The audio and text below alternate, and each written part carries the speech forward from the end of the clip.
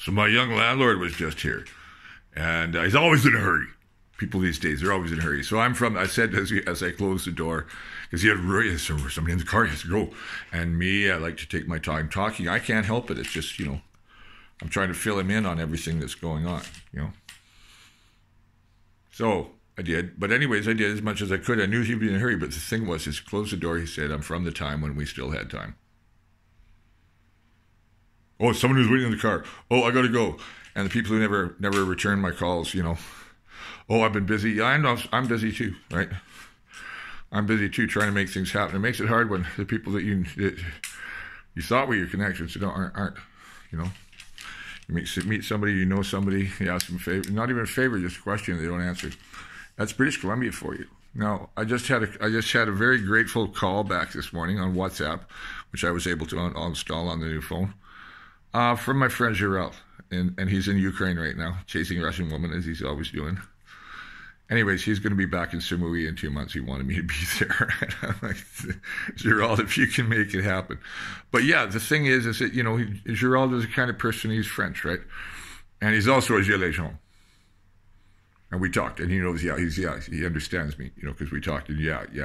I'm sorry, as I expected, the Frenchman, and he's a rich Frenchman, right? And he's on the side of the gilet jaune.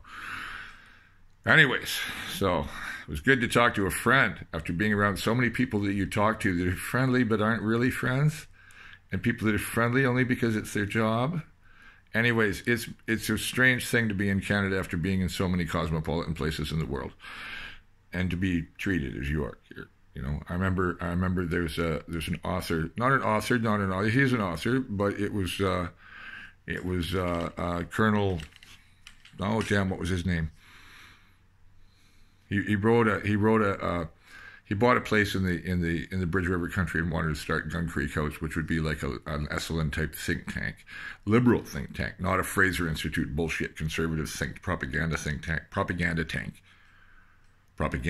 like the Hudson Institute, the Fraser Institute, all those things, those taxpayer half supported charitable institutions run by big fortunes of people spreading lies. They're even worse than the major media. Anyway, so that's what's trying to be overthrown in France. I mean, Gerald's a smart guy. It was nice to talk to a real person from outside this sphere. Hard to say that to people here. It is, you don't really know what you're missing here by this being the way it is. But yeah, people have no time here. I'm from a time when we had time. That was the line I had as Joel left the house. I rarely see him. He's so busy, the guy. And I pointed out to him this famous Buddhist maximum of attachment is suffering. Yeah, this is his first time as a property owner. He's here. He's got to catch this. Got to be seen here. He's got to pick up the mail. He's got to check this. He's been to the strata meeting now. He doesn't have the minutes. That's fine. But all these worries. And what the property value is doing here now, thanks to the change in the market, thanks to, the dirty money deciding they really don't want to be investigated, was really why the prices have collapsed here. Now, that's why the flush in the market has ended. So this is my real politic. I turn into the UnProfessor, even when I don't mean to, when I just want to make a cultural comment. So that's a hard thing to define. What am I, a cultural critic, a media commentator? I'm commenting on the media, how the media does and doesn't cover things, and the attitudes that I encounter from people who say, well, the Gilets jaunes, they have some pretty extreme views that I've heard about. Well, what were those views and where did you get them from? People here don't know how to ask those kind of questions. They've got their source, they've got their preferred way of looking at things. They don't want to know anymore. Now the attitude is the Gilets jaunes are maybe nativist and right wing. Oh no. Nativism's not a bad thing, right? Nationality, the nation of France, other than some subunits within it, like the Provençal, and the Breton, the Brèche, that other than them, maybe the Alsace, the Lirac, the quasi-Germans up near the Flemish, that border there, but central France and Auvergne and so on, this is like a unified nation of people, and it's not all white, right? It's been, mixed with Arab and black for centuries, decades at least, in the south more. right? But you know, there's famous artists and jazz musicians that have gone to live there because of the welcoming nature of French culture towards cultural people, right? Canada, oh, you can be cultural so long as you come from the right family or from the right ethnic group or gender or proclivity or whatever it is that makes you a little more, well, let's make this person a national tragic comic figure or whatever. You know, the comedians are all pet and lame, and I like you guys, but you got to show some iron, you know. Geez, look at your American cousins in the comedy field. Holy cow. And what do we have here in the way of Canada in terms of political commentary? I know 22 minutes is paid for by the CBC, you know, and so on, you know, and Trailer Park Boys probably needs telefilm funding. I don't know the whole deal. But I do know that sometimes Mary Walsh has been like one of the most acerbic political commentators in the country. Just in the bathtub where she plays the hooker in Ottawa, talking about what goes on in Parliament and how she recognizes the profession. Yeah, that was a brilliant thing. But do you see any more of that? Do you see stuff like that? You need funny little spoofs. That's what Canadian media gives you. And as far as I had to laugh, I saw a thing in the Star headlines today that Trudeau, oh no, it was in Al Jazeera, was it? Whoa, was it Al Jazeera? I think it might have been. Trudeau is on somewhere's case for human rights, and it wasn't China. But just that whole line of argument that he's making, you know, he's saying that. Oh, that's what it was. He says, you know, yeah, well, let's compare Scheer and Harper. There's really no difference. I'm sorry, Mr. Trudeau. Are you a comedian like Mr. Trump? Really? He's the best comedy show on TV. The irony in the man, it's just great. It's like Rodney Dangerfield crossed with W.C. Fields, crossed with your worst uncle, crossed with Groucho Marx, except he's an idiot, okay? But you're supposed to be a bright boy, right? So you're supposed to be a bright boy, Mr. Trudeau, right? So can you honestly tell me that you can say that with a straight face when you left the criminal laws in place that Harper brought in, the Police State Act, Bill C-51, that you left in the treaties with the United States that allowed them to send troops into our country, that allowed them to arrest people on our soil, that allowed them to ask for the extradition of a third-party national on a business deal involving two other countries on Canadian soil, and she was in the international part of the airport. Yeah, we have serious problems in this country, you know, and I've told parts of the history here that are the really bad thing that the rest of the world does not know and does not want known. Or if they have to know it, it has to be told in just such a certain way. So it doesn't make us sound bad because nobody should be putting down Canada. Oh, Jesus. Where's those halos? Do the halos stink of maple syrup or what? You know, or is it the Stetsons on the Mounties that stink of maple syrup? I don't want to go on about them. They're dangerous to talk about. They already don't like me, probably. But, you know, I'm no Julian Assange. I have no allegiances to anywhere. I'd take a paycheck from somebody if they wanted to pay me, but so far nobody's offered. Not the GRU, not the CIA, and the Canadians. No, they just look at me as a criminal problem because I did something. I was a smuggler. Of something. It's long ago now. And any of that kind of stuff. There are a lot of the people in the criminal world in this country who are some of the most politically astute people in this country. You know, and a lot of them vote. A lot of them don't. A lot of them feel that since they're not paying taxes anyway, why would they vote?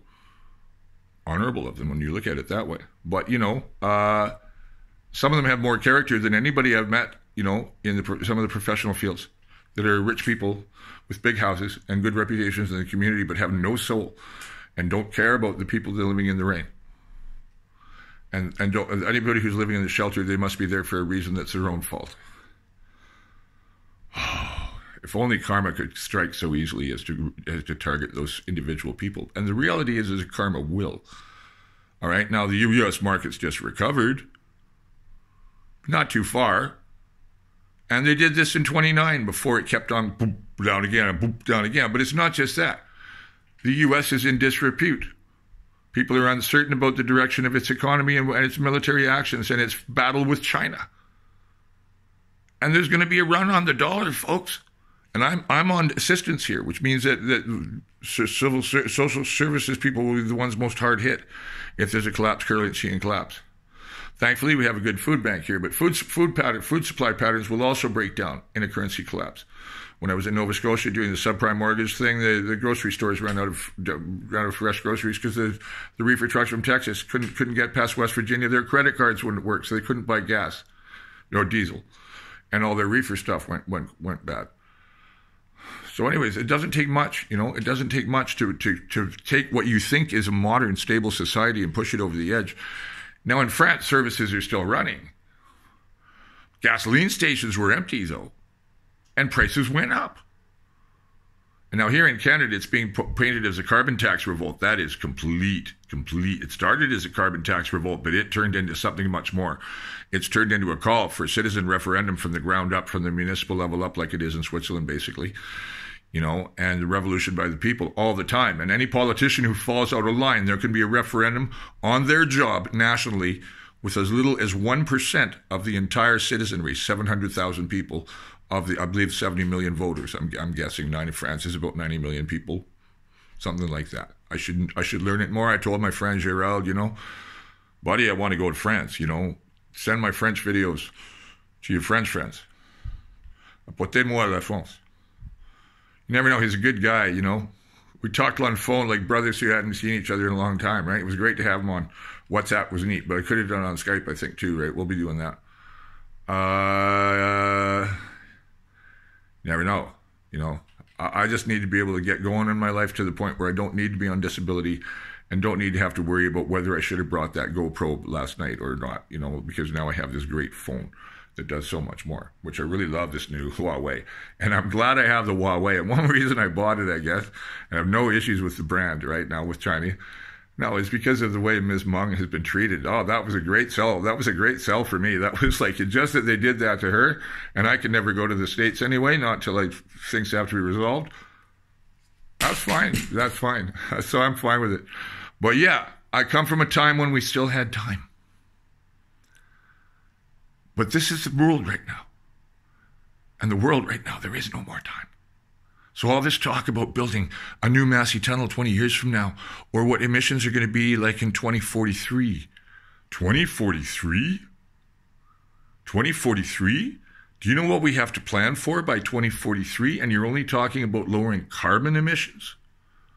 Not methane, not dealing with that problem, not dealing with sea level rise, not dealing with building on the floodplain. People are insane. I'm the only one that's sane maybe here. Seeing the election, the referendum, I call it the election because it was a mail-in election reserved for the people who were already voting. They weren't interested in having new voters vote. That was very clear. It's also clear in the attitudes of the people who did vote, saying, well, we just have to deal with it. Well, they had lots of time to get there. Oh my God, I've gone into it in my other videos. I can't believe how thick people are here. Thick. Morally thick.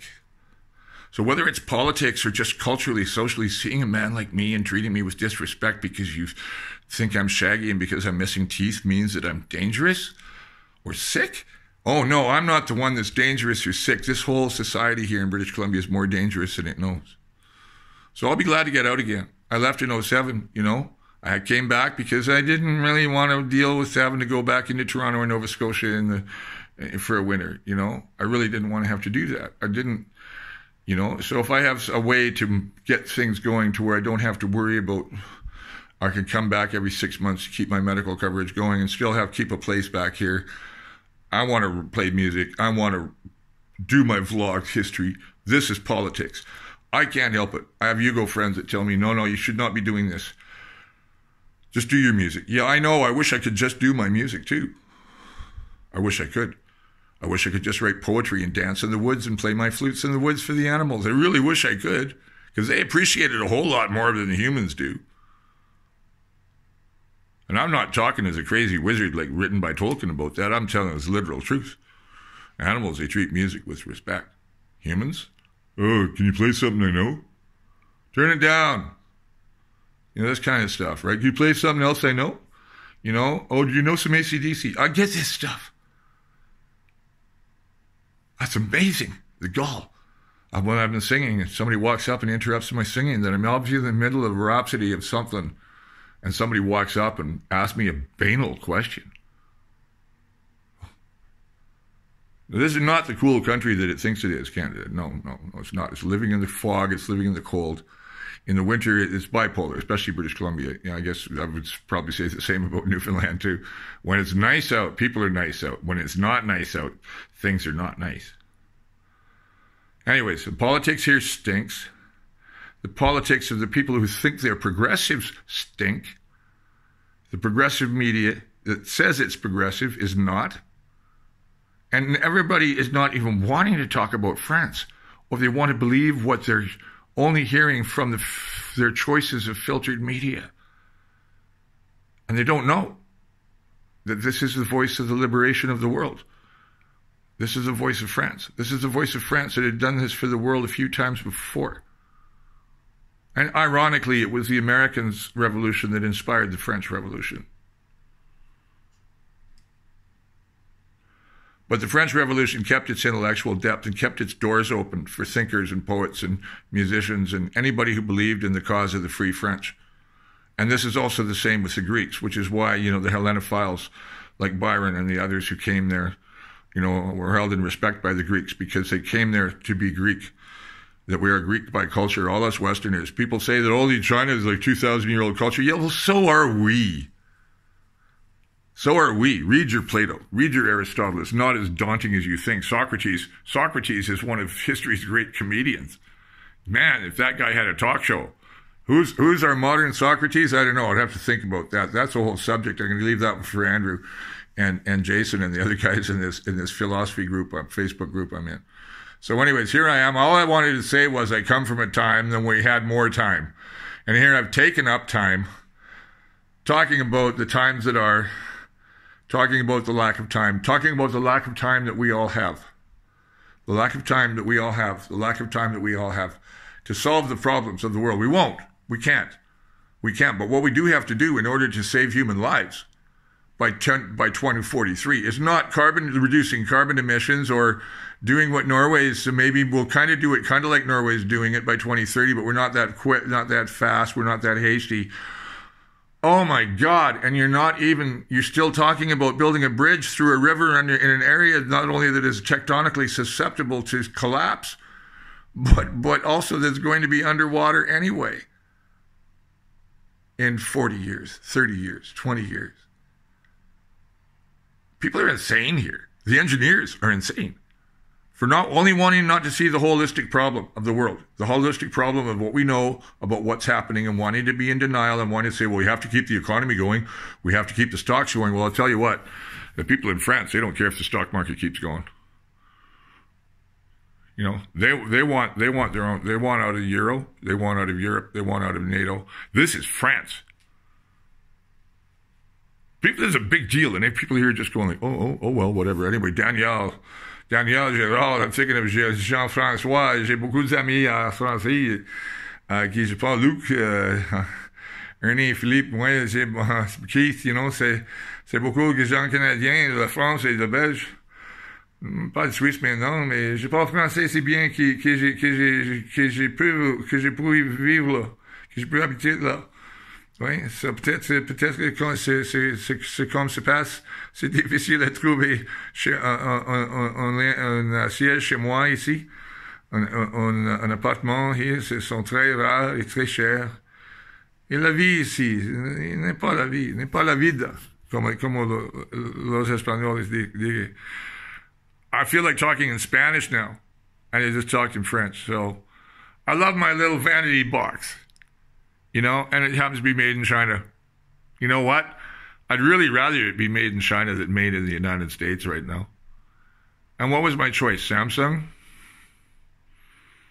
Really not that much better in terms of who Samsung have done and what they are, and they supported the old South Korean dictatorship, So, you can't point fingers at China about the Tibetans and the Uyghurs when we still have the unsurrendered treaties here, and Trudeau's talking about sending in troops to build a pipeline. And that one just keeps on people blinking like that. Oh, he didn't really mean that, or whatever. They don't even think about it.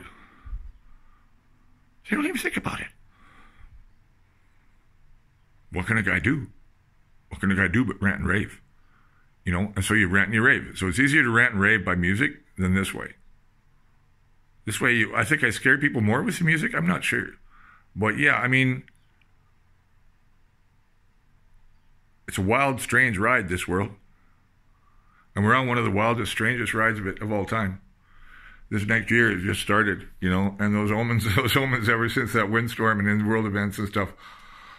Holy cow. And with the way the weather is today, it's still warm, it's still above freezing. It's still not in the rain, but I can see that the hummingbirds have been adequately drinking all the nectar I put in there. I'll put some more in for them. We're in for a wild ride, folks. We're in for a wild ride next summer. The fires. Holy cow. And now there's a huge dump of snow in the interior plateau. Okay, so the floods, so I don't know where it's going to hit this year. It was Kelowna last year, the Okanagan, Summerland, Peachland, all through there. Could be anywhere, Cherryville, could be Cache Creek again. And then there's the fires that come after that. And the fires now are getting to be like the California fires, you know. The Elephant Hill fire at Cache Creek was a freak monster. Went this direction, that direction, crossed the valley, went back down this direction, went back close where it started, went back around another road. Right? And so the campfire in California is famous, and the one that destroyed Paradise, and, you know, the Malibu fire, they're all famous now, the Mendocino complex. But, I mean, the Tweedsmuir complex was 3 times as large as the Mendocino, you know. And we have valleys here that are like Paradise, but nobody lives in them, partly because they have too much common sense to live at the end of a dead-end road in an area full of trees likely to burn. That's the whole thing about people building in stupid locations. Human stupidity will keep on going. I see this now. This is why our end is inevitable.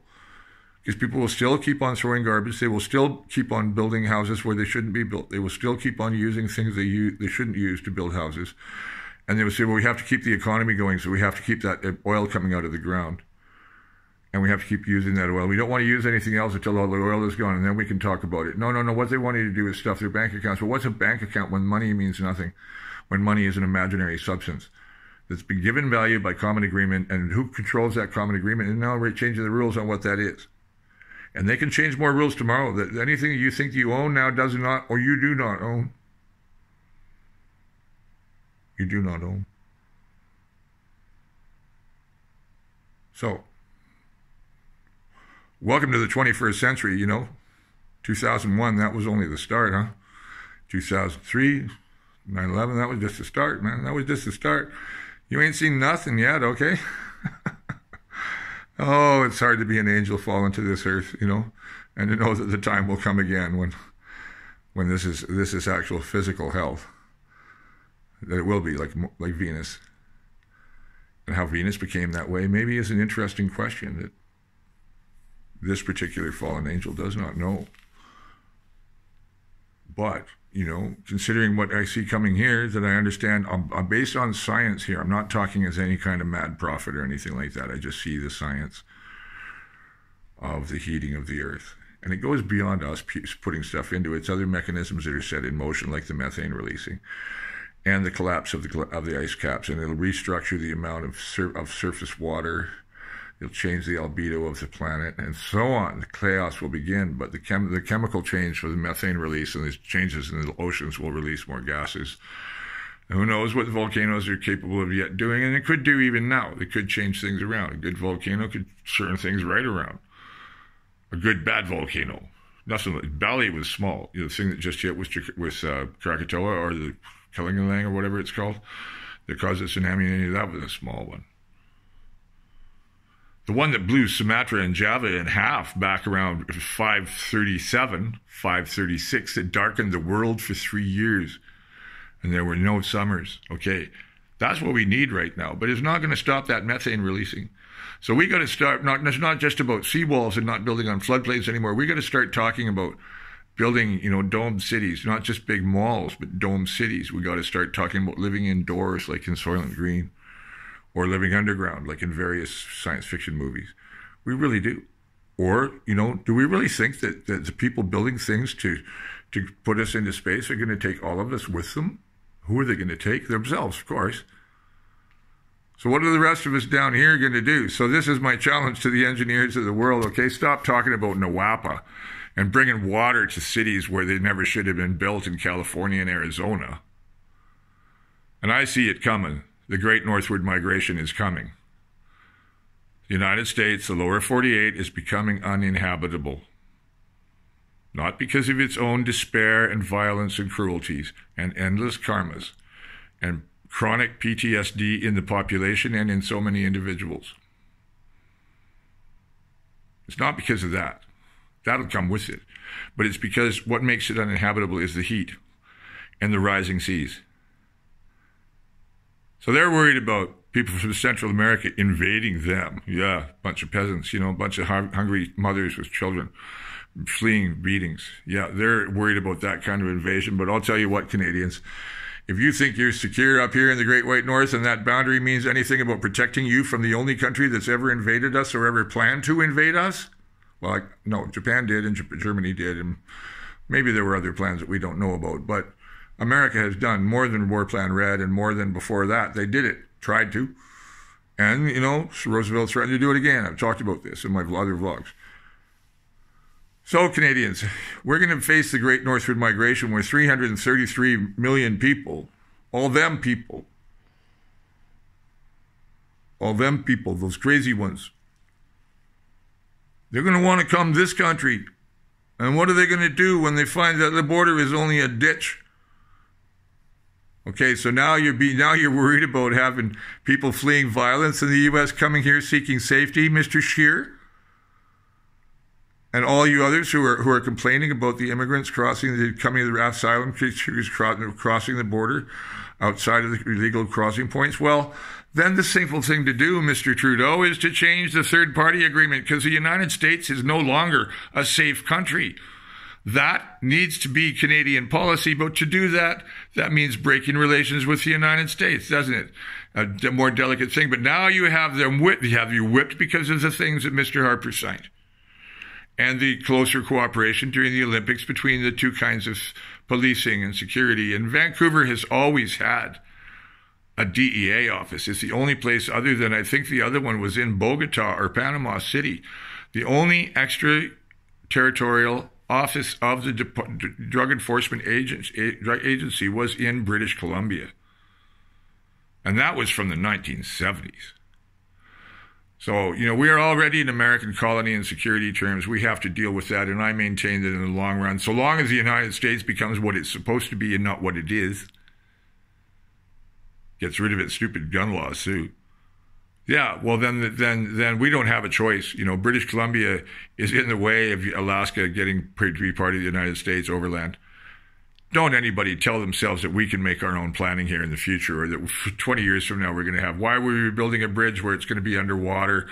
Why are they? I said to the guy working on Ruskin Dam, who was rebooting the power during the Great Windstorm on Yule, I said, so what do you tell me about it? You know what's going on. You know that the sea level is going to be higher, 60 meters higher in so many years. That dam's only 100 feet high. It'll be underwater. Why are they building a dam that's going to be underwater in 50 years?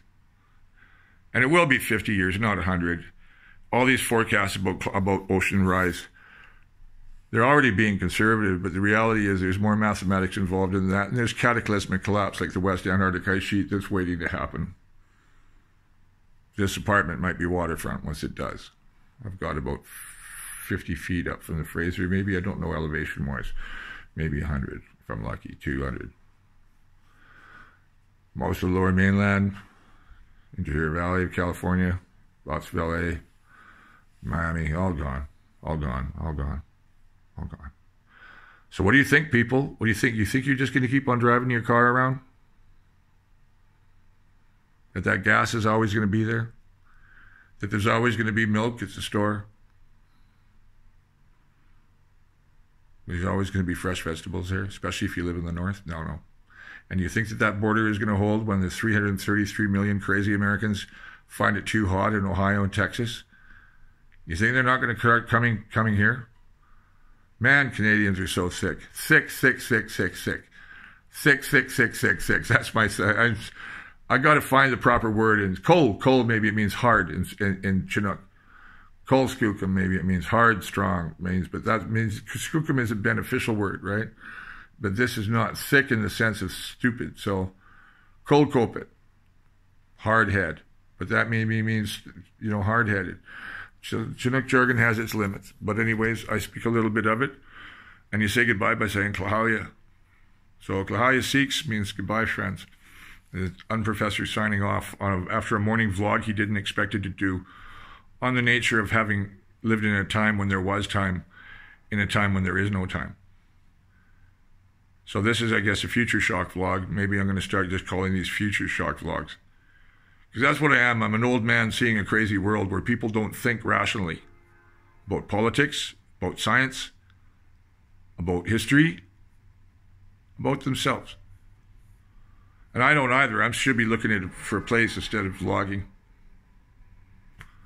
I should have not spent yesterday looking to buy a GoPro I don't know how to use yet. Whether it's going to complement this, I don't know. But I do know I have to keep going, have to keep going no matter what. So the UnProfessor believes in the world. And I don't know, the UnProfessor kind of realizes now why all the things he knows and all the things that have happened to him and why he feels the way he does about the world happened to make him do this. That I'm being driven by, I don't want to name anybody, right? There is no name. I know what's right. This is why I do what I do. I was raised to do what's right, to do it for the people and for the community, and with respect for history and your elders and respect for time and respect for the earth most of all, right? No matter what culture you're from. And because I'm an old white man, nobody said, well, he's an old white man, we don't have to listen to him. That attitude's got to go. I'm an elder, like a native elder or any kind of African elder, any other kind of elder. Even though I don't have a house or a degree or anything like that, I'm still an elder. And I had to remind somebody of that the other night, who talked back to me. Yeah, he turned out to be another elder, so we reconciled easily. Anyways, I have too much fun doing this. I could put my glasses back on and do else well what I was going to do. Look for a lot of stuff I got to find before the end of the day. See ya.